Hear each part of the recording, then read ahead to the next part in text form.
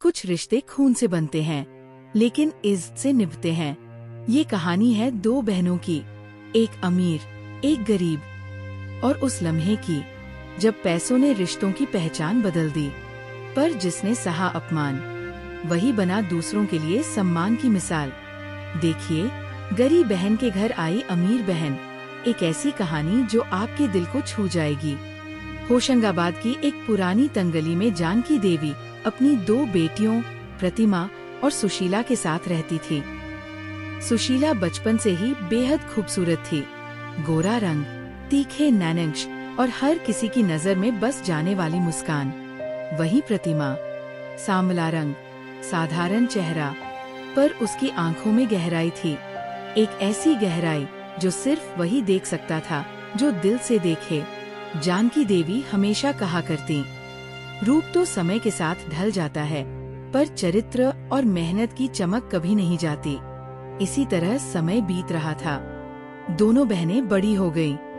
एक दिन मुकेश नाम के एक रईस घराने के लड़के ने सुशीला को देखकर अपने माता पिता से कहा, माँ, यही है मेरी दुल्हन, एकदम रानी जैसी। शादी धूमधाम से हुई, ढोलन गाड़ों के साथ बारात आई और सुशीला विदा हो गई, रेशमी साड़ी और गहनों से लदी हुई। वही दूसरी ओर प्रतिमा की शादी एक सामान्य परिवार में हुई। प्रतिमा का भी मन था कि उसकी भी शादी एक बड़े परिवार में हो, लेकिन टूटी हुई झोपड़ी में ही उसे अब अपना सारा जीवन बिताना था। शायद वो ईश्वर से यही सब लिखवा के लाई थी। वही दूसरी ओर सुशीला का स्वागत बहुत ठाट बाट से हुआ। उसकी सास और नंदों ने उसे ढेर सारे गिफ्ट दिए। एक दिन की बात है, प्रतिमा बाजार जा रही होती है, तभी सुशीला एक ज्वेलरी शॉप से बाहर निकलती है। प्रतिमा सुशीला को देखकर बहुत खुश होती है।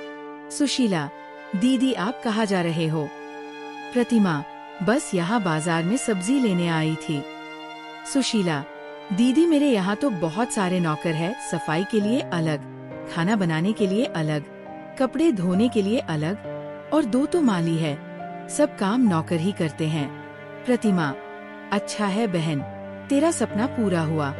सुशीला, दीदी 3 दिन बाद हमारी 1 मंथ एनिवर्सरी है, बहुत बड़ी पार्टी है, आप मुझे अपने घर का एड्रेस दे दो, मैं कार्ड देने आऊंगी, इसी बहाने आपका घर भी देख लूंगी। प्रतिमा सुशीला को अपने घर का पता बता देती है। 2 दिन बाद सुशीला अपने ब्रांडेड कपड़ों में लिपस्टिक लगाए, चश्मा चढ़ाए, लंबी हील्स में प्रतिमा के घर आई। अरे बहन, तू तो पहचान में ही नहीं आ रही। प्रतिमा ने उसे अंदर बिठाया। सुशीला नाक सिकोड़ते हुए बोली, तुम इस गली में कैसे रहती हो? यहाँ तो नाली की बदबू घर तक आ रही है, और कितनी गर्मी है, कूलर तो लगवा लो कम से कम। प्रतिमा बोली, सोचा है कि इस महीने तनख्वाह मिलेगी तो एक कूलर ले लेंगे। सुशीला, चलो ठीक है, ये लो कार्ड। सुशीला प्रतिमा को कार्ड, मिठाई और कुछ गिफ्ट्स देती है।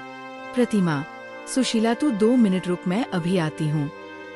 थोड़ी देर बाद प्रतिमा सुशीला के लिए पानी और एक प्लेट में थोड़ा सा गुड़ लेकर आती है। सुशीला, क्या हुआ दीदी, आपको इतना पसीना क्यों आ रहा है? प्रतिमा, तेरे लिए गली के सरकारी नल से पानी लेने गई थी, इसीलिए गर्मी के कारण थोड़ा पसीना आ रहा है, तू ले ये पानी पी। सुशीला, आपका दिमाग तो खराब नहीं, मैं ये गली का सरकारी पानी पीऊंगी, मैं मिनरल वाटर पीती हूँ, ये सड़क का पानी आप ही पियो। ये कहकर सुशीला उठकर चली जाती है। प्रतिमा को ये बात बहुत बुरी लगती है, उसकी आंखों में आंसू आ जाते हैं। 3 दिन बाद प्रतिमा एक पुरानी लेकिन साफ साड़ी पहनकर सुशीला की पार्टी में पहुंची। गेट पर ही 2 महिलाएं खुसर पुसर करने लगी। कौन है ये? दिखने से तो काम वाली लगती है। सुशीला की सास बोली, रमा ने क्या सोचकर बुला लिया इसे, पार्टी की इज्जत ही बिगाड़ दी। प्रतिमा ने सुशीला को देखा, आंखें भर आईं। दीदी, इतनी बड़ी पार्टी में आई हो और ये क्या पहन कर आए हो? कोई ढंग की साड़ी भी नहीं थी तुम्हारे पास? सच में आज तुमने मेरी इज्जत मिट्टी में मिला दी। फिर गुस्से में कहा, अब ऐसा करो, नीचे सर्वेंट रूम में जाओ, तुम्हारा खाना वही भिजवा दूंगी। प्रतिमा चुप रही, सिर्फ उसकी आंखों से कुछ मोती गिरे। जो आवाज नहीं करते पर दिल में शोर छोड़ जाते हैं। वह अपने घर आ जाती है और अपने पति को सारी बात बता देती है। सत्यम, प्रतिमा, वो बहुत बड़े लोग हैं, तुम्हें उनके घर जाना ही नहीं चाहिए था। अच्छा चलो अब रोना बंद करो। प्रतिमा, जी मैं कई दिनों से सोच रही हूँ, क्यों न मैं भी कुछ काम करना शुरू कर दूं, जिससे हमारी भी कमाई दोगुना हो जाए। सत्यम, ठीक है, जैसा तुम्हें ठीक लगे। अगले दिन से प्रतिमा जगह जगह जाकर काम ढूंढने लगती है। उसको एक दर्जी की दुकान में काम मिल जाता है। प्रतिमा और सत्यम की कमाई से सारे खर्चे निकाल के उसके पास 2000 रुपए बच जाते हैं, जिससे वह एक सिलाई मशीन लेकर लेडीज सूट सिलने लगती है। दिन में वो नौकरी करती और शाम को घर आकर सूट सिलती। 10 सूट सिलने के बाद वह संडे को बाजार गई। उसने कई दुकानों पर अपने सिले हुए सूट दिखाए, लेकिन कोई भी दुकानदार उसका सामान खरीदने को तैयार नहीं हुआ। वह निराश होकर घर आ जाती है। प्रतिमा, सुनिए जी, आज एक भी दुकानदार ने मेरा सूट नहीं खरीदा। शायद हमारे नसीब में गरीब रहना ही लिखा है। सत्यम, तुम चिंता मत करो, ऐसा करते हैं, कल मैं भी तुम्हारे साथ चलता हूँ। अगले दिन भी प्रतिमा और सत्यम मार्केट में घूमते रहते हैं। तभी एक दुकानदार ने उन्हें बुलाया। आदमी, अरे बहन जी, मेरा सूट का सप्लायर अपने गांव चला गया, जिस वजह से मेरे ग्राहक वापस जा रहे हैं। आपके पास जितने भी सूट है मुझे दे दो। वह दुकानदार उनसे सारे सूट खरीद लेता है और उन्हें 15,000 रुपए दे देता है। ये देखकर दोनों बहुत खुश होते हैं। बाजार से और कपड़ा लेकर घर आ जाते हैं। प्रतिमा सूट सिलने लगती है। अगले दिन प्रतिमा दोबारा सूट लेकर उस दुकान पर जाती है।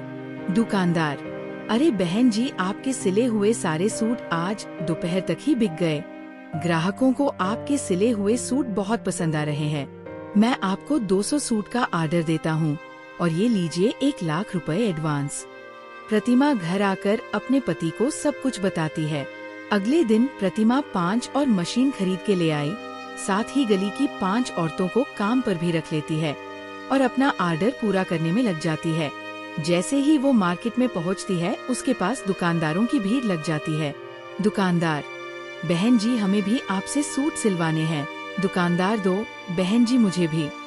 सबसे ऑर्डर लेकर वो पैसे गिनती है तो उसके होश उड़ जाते हैं। उसके पास 5 लाख रुपए थे। प्रतिमा ने काफी सारी मशीन खरीदी और लोगों को काम पर रख लिया। धीरे धीरे प्रतिमा का अपना एक ब्रांड प्रतिमा फैशन बन गया। अब वो और उसका पति फैंसी कपड़ों के विक्रेता बन गए थे। बढ़िया घर, गाड़ी, सब कुछ हो गया था। एक दिन एक रिपोर्टर प्रतिमा का इंटरव्यू लेने आया। रिपोर्टर, तो प्रतिमा जी, आपने इतना बड़ा बिजनेस कैसे खड़ा किया? आज आपकी कंपनी में 1000 से ज्यादा लोग काम करते हैं और आपकी कंपनी का टर्नओवर करोड़ों में है। हमारी ऑडियंस को बताए कि आपने कैसे इतना बड़ा बिजनेस शुरू किया।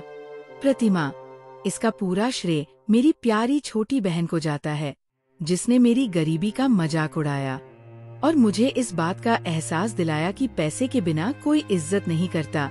उसकी ही वजह से मेरे मन में भी पैसे कमाने की इच्छा जागृत हुई। दूसरी ओर सुशीला टीवी पर ये सब देखकर रोने लगी। आज प्रतिमा उससे कई गुना ज्यादा अमीर हो चुकी थी, लेकिन उसे अपनी अमीरी का जरा भी घमंड नहीं था। अगले दिन सुशीला प्रतिमा को फोन करती है और उससे माफी मांगती है और प्रतिमा उसे माफ कर देती है। रिश्तों में प्यार हो ये जरूरी है, लेकिन इज्जत हो ये सबसे ज्यादा जरूरी है। प्रतिमा ने हमें सिखाया, अपमान को अगर ताकत बना लिया जाए तो इंसान अपनी तकदीर बदल सकता है। और हाँ, जो आपको कमजोर समझते हैं उन्हें अपनी कामयाबी से जवाब देना सबसे बड़ी जीत होती है। अगर ये कहानी आपके दिल को छू गई हो तो वीडियो को लाइक करें, शेयर करें और आराधना टून्स को सब्सक्राइब करना न भूलें। फिर मिलेंगे एक नई कहानी, नई सीख और नए जज्बातों के साथ। नमस्कार।